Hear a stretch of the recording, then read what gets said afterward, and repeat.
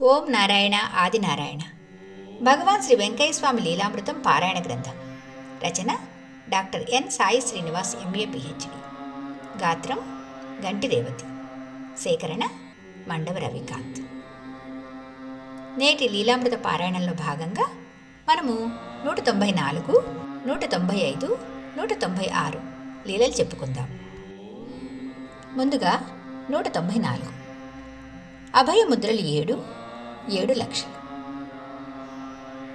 మనము పోయినసారి లీలలో వెంకయ్య స్వామివారి ఫోటోను సాధించి భక్తి శ్రద్ధలతో వారిని ఆరాధిస్తున్న నారాయణమ్మ అనే భక్తురాలి గురించి చెప్పుకున్నాం. ఆమె తన పిల్లలను మంచిగా పెంచి పెద్ద చేసి కుమార్తె సుబ్బలక్ష్మికి విద్యాబుద్ధులు నేర్పించి వివాహం చేసింది.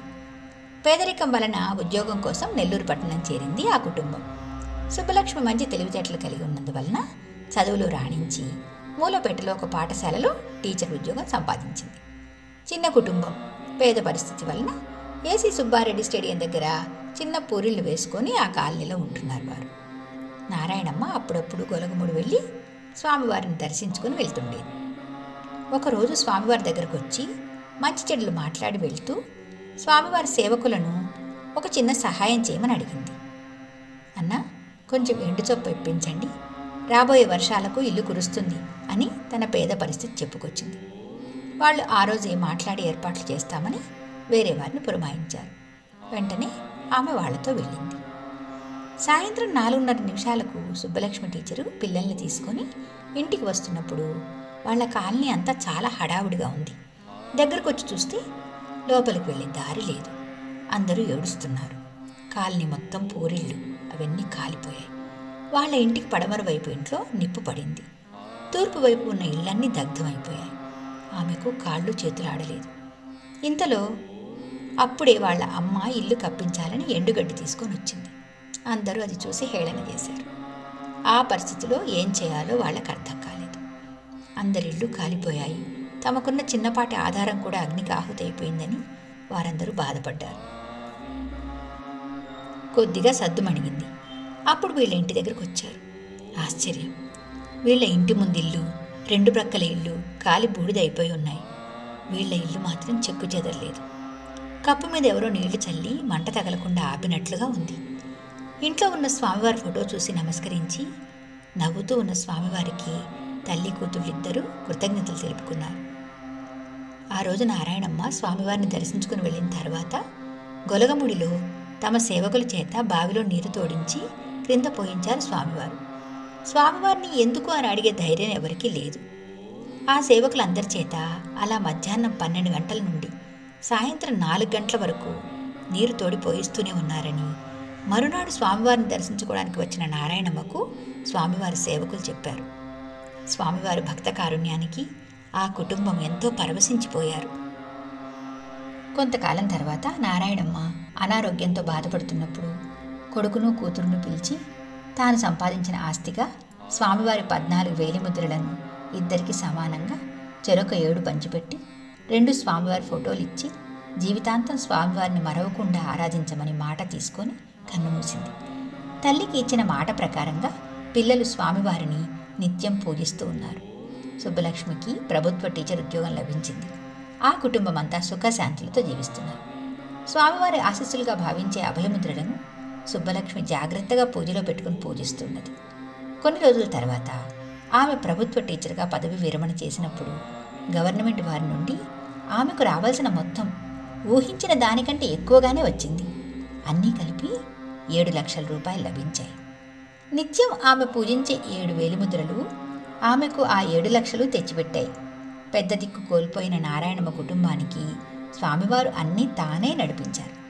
ఎన్ని జన్మలైనా మేము స్వామివారి రుణం తీర్చుకోలేమని తమకు స్వామితో ఉన్న అనుబంధం గుర్తు చేసుకుంటూ కళ్ళు చెమర్చింది సుబ్బలక్ష్మి టీచర్.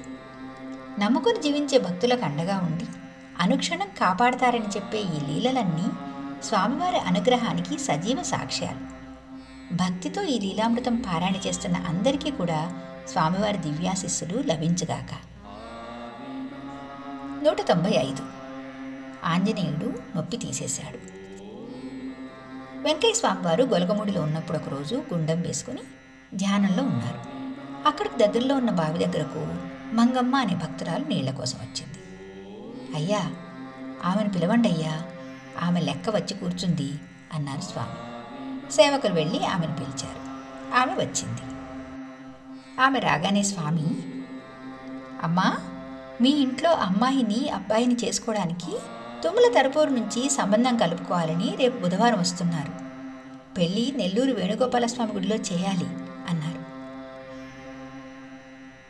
కూటి వెంకమ్మ నాయుడు, మంగమ్మ స్వామివారి భక్తులు.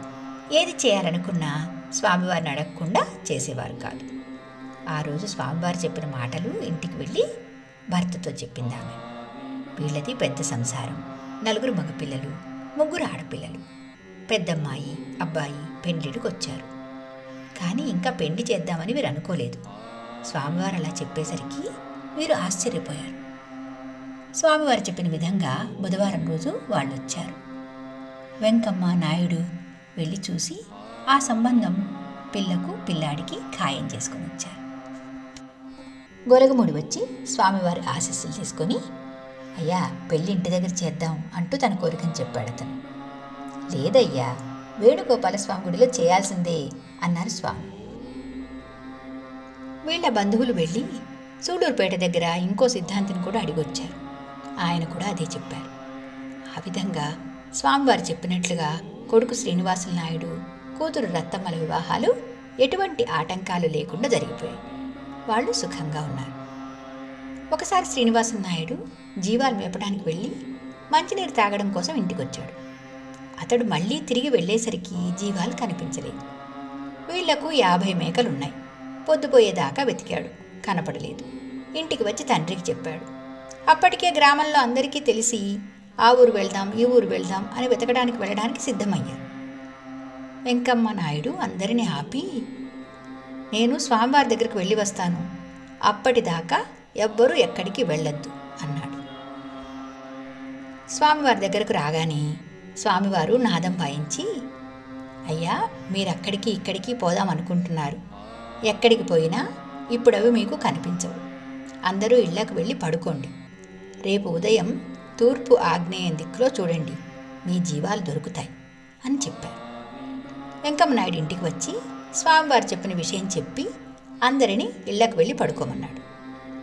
ఉదయాన్నే లేచి శ్రీనివాసులు నాయుడుతో ఇంకా కొంతమంది కలిసి అనికేపల్లి మీదుగా వెతుక్కుంటూ వెళ్ళారు. అక్కడ దగ్గరలో ఉన్న గంగన్న కోనేరు దగ్గర నల్లగా ఒక కుక్కలాగా ఏదో కనపడింది. వెంటనే అదేంటో చూద్దామని వెళ్ళారు. అది కుక్క కాదు, మేక.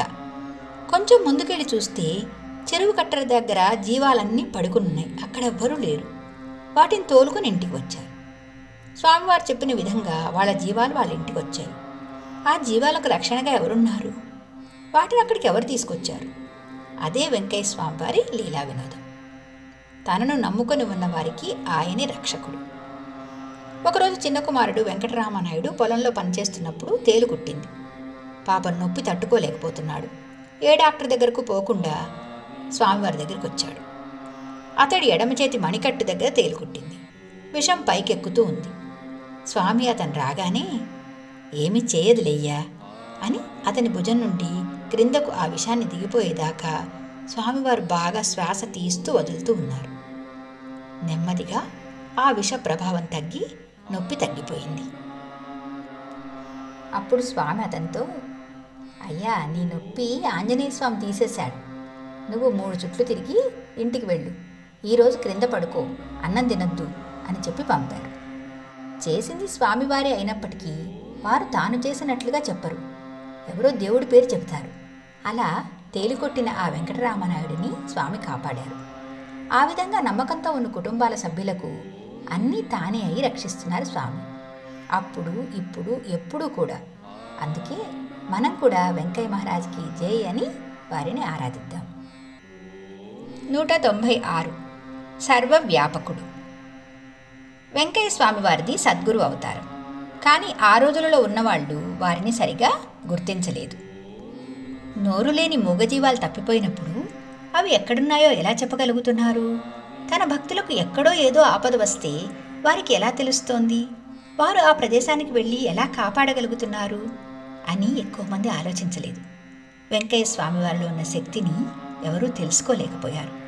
మనం కొన్ని లీలలు చదువుతున్నప్పుడు ఆ జగద్గురువు దత్తాత్రేయుడే ఈ అవతార పురుషులై చదువు సంధ్యలు లేని అమాయక నిరుపేదలను రక్షించడం కోసం అవతరించారేమో అని అనిపిస్తుంది. వారు నిరంతరం ఏదో ఒకటి చేస్తూ ఉంటారు. ప్రతిదీ నిష్కామ కర్మయే. ఎప్పుడూ ఏదో ఒకటి చేసి తద్వారా ఆశ్రితులను రక్షించడమే తన కర్తవ్యంగా పెట్టుకొని తమ జీవితం అంతా త్యాగం చేశారు స్వామి. ఇప్పటికి కూడా తన కర్తవ్యాన్ని అలాగే కొనసాగిస్తున్నారు. కొన్ని లీలలు వారి సర్వవ్యాపకత్వాన్ని మన కళ్ళ ముందు ఉంచుతాయి. అలాంటి లీలలు చదువుకోవడం నిజంగా మన భాగ్యమే. బ్రాహ్మణపల్లిలో దేవర చెంచయ్య, అచ్చమ్మ అనే స్వామివారి భక్తులు ఉండేవారు. ఏదైనా మంచి చెడులు స్వామివారి దగ్గరకు వచ్చి చెప్పించుకోవడం జరుగుతూ ఉంటుంది వీళ్లకు. వారికి 2 మగపిల్లలు. పెద్దవాడు రమణయ్య మేకలు మేపడానికి వెళ్ళి పిల్లలతో ఆడుతూ అల్లరి చేస్తుండేవాడు. ఒకరోజు మేకలను మేపుతూ ఎక్కడో ఆటలు ఆడుతుంటే ఆ మేకలు దారి తప్పిపోయాయి, ఇంటికి రాలేదు. రమణయ్య ఇంటికి రాగానే విషయం తెలుసుకొని భయం చెప్పడం కోసం 4 దెబ్బలు కొట్టాడు చెంచయ్య. నిప్పు కొరివి ఉన్న కట్టె తీసుకుని నీకు వాతలు పెడితే కానీ బుద్ధి రాదని నిప్పు కట్టె తీసుకోగానే వాడు భయపడి ఇంట్లో నుండి పారిపోయాడు. ఎక్కడో ఒకచోట ఉండి 2 రోజులు పోయాక వాడే వస్తాడులే అని చెంచయ్య పిల్లవాడి కోసం వెతకలేదు, మేకల కోసం వెతికాడు. అవి ప్రక్క ఊరిలోనే దొరికాయి. కానీ అందులో ఒక మేక తక్కువైంది, అది దొరకలేదు. 3 రోజులైనా ఆ మేక చాడలేదు. స్వామివారి దగ్గరకు వచ్చి అచ్చమ్మ మేక గురించి మాత్రమే అడిగింది. స్వామివారు రేపు ఉదయం ఒక మనిషి తీసుకొని వస్తాడు, అదే వస్తుందిలే వెళ్ళమని చెప్పారు. స్వామివారు చెప్పినట్లుగా ప్రక్క ఊరిలో ఉండే అతను మస్తానయ్య అనే అతను ఆ మేకను ఇంటికి తెచ్చి అప్పగించాడు. అది ముళ్ళ పొదలో చిక్కుకొని కేకలు వేస్తుంటే దాన్ని అక్కడి నుంచి రక్షించి తీసుకుని వచ్చానని అతని చొక్కాకైన రక్తపు మరకలు కూడా చూపించాడు. మొత్తం మీద వాళ్ళ మేక వాళ్ళ ఇంటికి చేరింది. ఇప్పుడు అబ్బాయి రమణయ్య కోసం వెతకడం ప్రారంభించారు. ఏదో భయపెడితే తప్పు చేయకుండా భయభక్తులతో చెప్పిన మాట వింటాడనుకుంటే ఆ పిల్లాడు ఇల్లు విడిచేటో వెళ్ళిపోయాడు. తల్లి అచ్చమ్మ దిగులు పెట్టుకుంది. తిండి తిప్పలు మానేసింది, వంట చేయడం లేదు. చెంచయ్య అందరినీ విచారించాడు. బంధువుల ఇండ్లలో కూడా ఎక్కడా లేడు. మద్రాసులో కూడా తిరిగారు. ఎంత ప్రయత్నం చేసినా జాడ దొరకలేదు. అలా 2 మాసాలు గడిచిపోయింది. అచ్చమ్మ బెంగతో మంచం పట్టింది. ఆమెకప్పుడు స్వామివారు గుర్తుకొచ్చారు. భార్యాభర్తలిద్దరూ చిన్నపిల్లాడు రామయ్యను తీసుకుని స్వామివారు బద్వేలు తిప్ప మీద ఉంటే అక్కడికి వచ్చారు. స్వామివారిని చూసి దుఃఖం ఆగలేదు. భార్యాభర్తలిద్దరూ కూడా తమ బిడ్డను ఎలాగైనా వచ్చేటట్లు చేయాలని ఏడవసాగారు. స్వామివారు నాదం వాయిస్తూ ధ్యానంలోకి వెళ్ళారు. అప్పుడు సమయం సాయంత్రం 4 గంటలైంది.